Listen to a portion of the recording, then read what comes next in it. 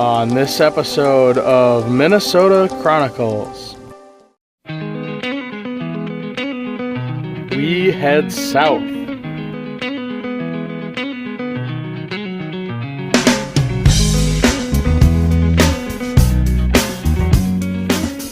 We arrived in St. Peter, Minnesota for the first annual St. Peter Vintage Sled event. Event coordinators were on site early as sleds began to show up.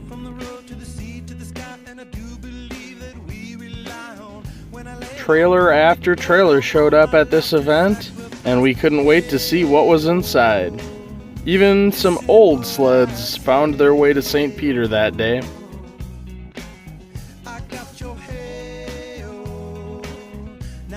Some showed up in secret. And one by one, the streets of St. Peter, Minnesota filled with snowmobile.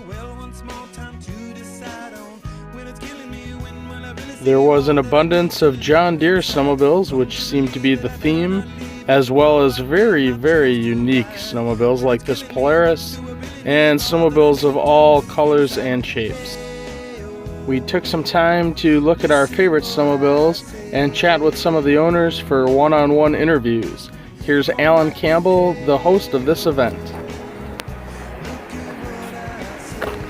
So these are 1980 John Deere liquefiers, and production is over 9,000 on these ones. And then in 1984 liquefier over there, they went down to a production number of 420, and that's when John Deere was going to sell out to Polaris. So you can just see the massive production drop in the amount of just 4-year span. And these are numbers right next to each other? Yeah, these are the consecutive serial numbers. Consecutive serial numbers. Yeah.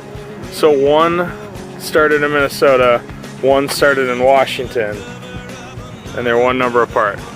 Yep, and then joined back together just randomly 35 years later across country. Awesome story, man. Yeah. Alright, well, it's a 1976 John Deere Liquidator. It's basically a factory built production, factory production built race sled. And so they were built for one thing only, and that was to race. And they were basically built for the I-500. And that's the race actually that the Liquidator is most notably known for when Brian Nelson won it on his 76 Liquidator. And they're limited production. They only built about 600 of them. So they're pretty rare, and motor and driveline also is unique to them as well. It's a 340 Kayards liquid cooled engine, and it's a little more unique than a lot of the other Deeres. It has its radiator and everything. It's basically this sled it's a 76, but it's built to basically 77 specs. This sled, because they ran them in 76 in the Winnipeg race and all the other races, and then in 77 they ran them again, but they offered basically they called it the updater kit is what they offered, and so you could put on different go fast parts and lightweight parts to try to make them competitive again in the 77 race season. Can we look at the engine? Yeah, definitely. See what you got.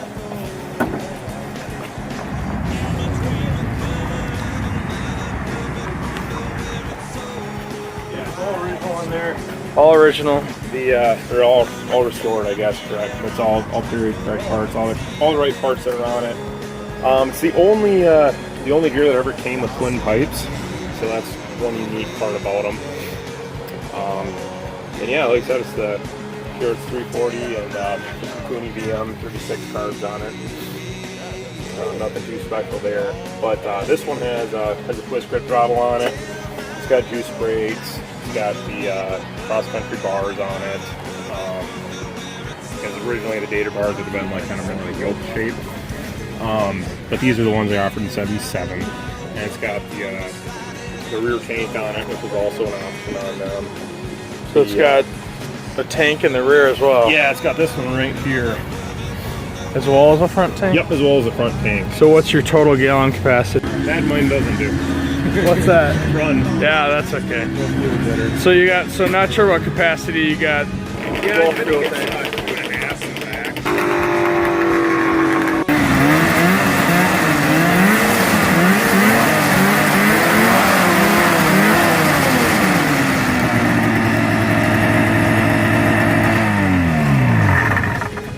Beautiful.